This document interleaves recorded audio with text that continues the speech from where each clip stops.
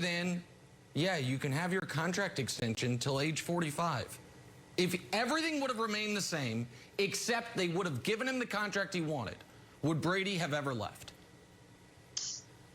I think he would still be there. That's a great question. And I do think that you're right. I mean, there's all these ancillary types of reasons why he left. But at the end of the day, basically, since that Super Bowl where they beat the Falcons, that unbelievable comeback, he has not only, publicly stated over and over again his desire to play until he's 45. He's built a business around it. And if after that game, after these two men had won their 5th Super Bowl together and made history, if they had just signed him to a 5-year deal right then, so much of this acrimony could have been averted. Because you're right. The contract has hovered over everything. It hovered over all the problems that they had in 2017 that I wrote about. And it definitely hovered over the team and Bill and Brady in August of 2019 when they were trying to negotiate a contract. And Brady considered leaving training camp in protest because he was so frustrated over how things were going. They ended up signing what was, billed as a 2-year deal, but it was technically a 1-year deal with a raise that gave Brady an out to be a free agent. And anyone who thought that Tom Brady might remain a New England Patriot and retire a New England Patriot, had those hopes severely tampered on when he and Giselle announced that they were putting their house up for sale, I think 48 hours after that contract was announced. And he said publicly he knew right then that this was going to be his last year in New England. All right, Seth, you alluded to something there, pardon me, that I want to follow up on. You said building a business. And that is a big part of this. Like, Tom Brady's legacy in the NFL is going to be greatest quarterback ever. His legacy outside of the NFL might be, essentially reversing aging, like what he's trying to build through TB12. There was a point in time where the Patriots were allowing that to happen in concert, where Guerrero had, keys to the building, so to speak, maybe literally keys to the building. That then changed. Why did that change happen? What made Belichick turn on Guerrero and the access he was providing? Because it seemed like that was a major issue. It was a major issue, and I think that the problem stemmed from the fact that the business that Tom Brady was building and that had an office, across the street basically from Gillette Stadium, was at odds with a lot of the things that the New England Patriots doctors were doing. And so there was a lot of players who felt caught in the middle. Do we go to the place where the most powerful quarterback, the most powerful player on the team goes and, buy into those methodologies? Do we listen to the team doctors? And it created a lot of problems. And so Bill Belichick felt the need to make very clear lines. I mean, he had made very clear that Alex Guerrero was not an employee of the New England Patriots. And so he put some restrictions on where Alex could be and where he could not be. And, look at Tom Brady now as a Tampa Bay Buccaneer. I mean, he's not only a quarterback, he's a virtual executive. And Alex Guerrero has an office in the building. And Alex Guerrero got a Super Bowl ring.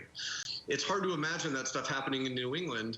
And, I think it just speaks to how open the Tampa Bay Buccaneers are to all of these methodologies that Brady has, become evangelical about. And in New England, clearly that stuff was never going to happen. It's Bill Belichick's team there. He's run it brilliantly. And I think there was limits to the influence that Tom Brady could have in that building in Foxborough.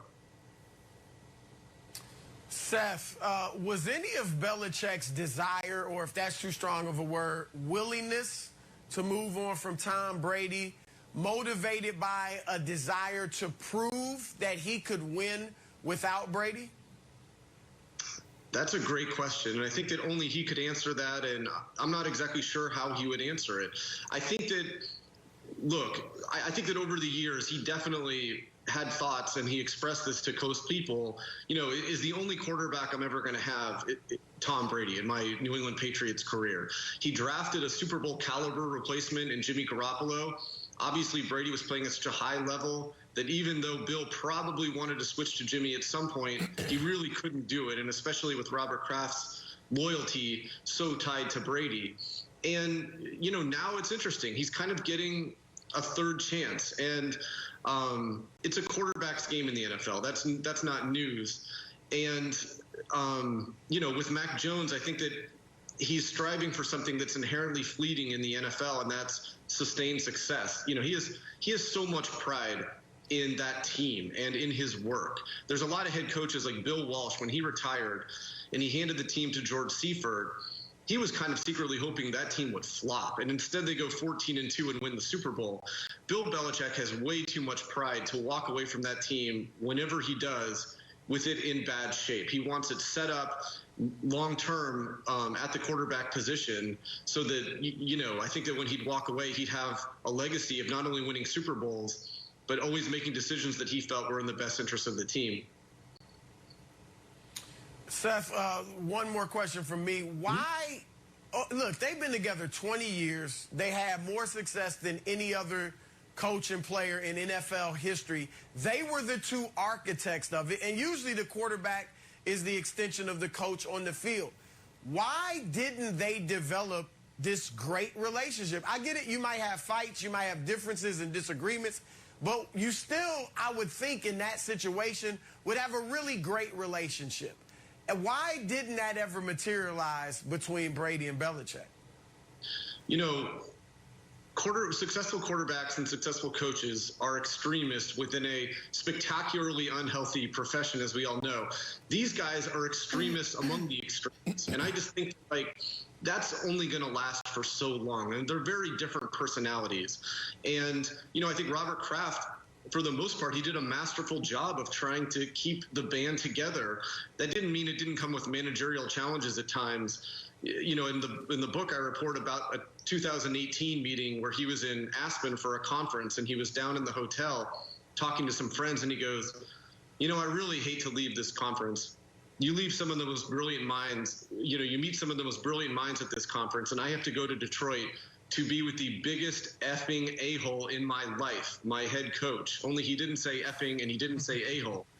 And, I think that these are big personalities and very driven people and very smart people, and it's difficult. All that said, we talk a lot about Bill Belichick and Tom Brady and how different they are.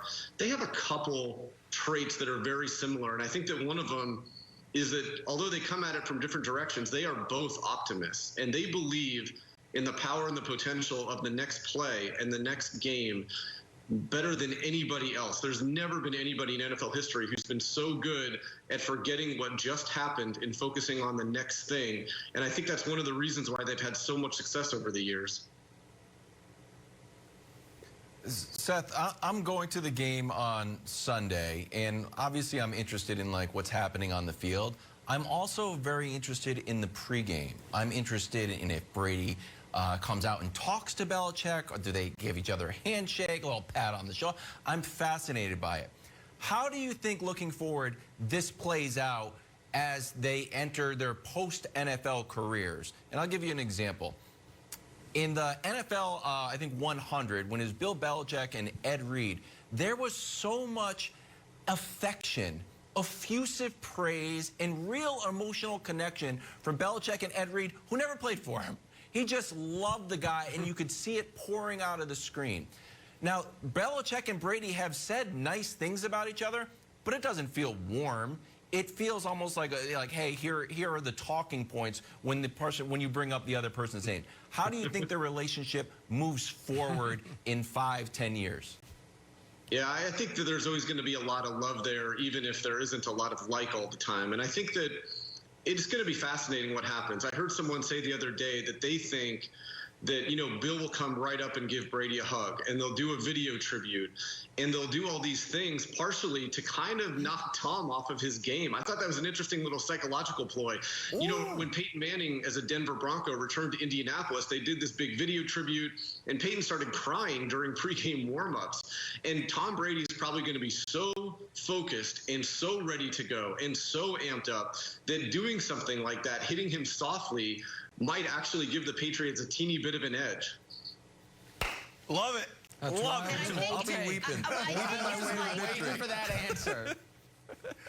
Yeah. As dialed in as Tom is, I I feel like in a couple years we'll get the true story of what's really going through his head or what went through his head as he headed into Foxborough. Maybe Wildes was right this whole time, and maybe we'll see if the emotions will get the best of him. Seth, this was wonderful. Thank you so much. The book is called It's Better to Be Feared. It'll come out on October 12th. Go get your copies. Go order your copies. Seth Wickersham, thank you so much. Great having you here. Great to see you guys. Thank you. Yeah. And great looking living room, Thanks, Seth. Seth.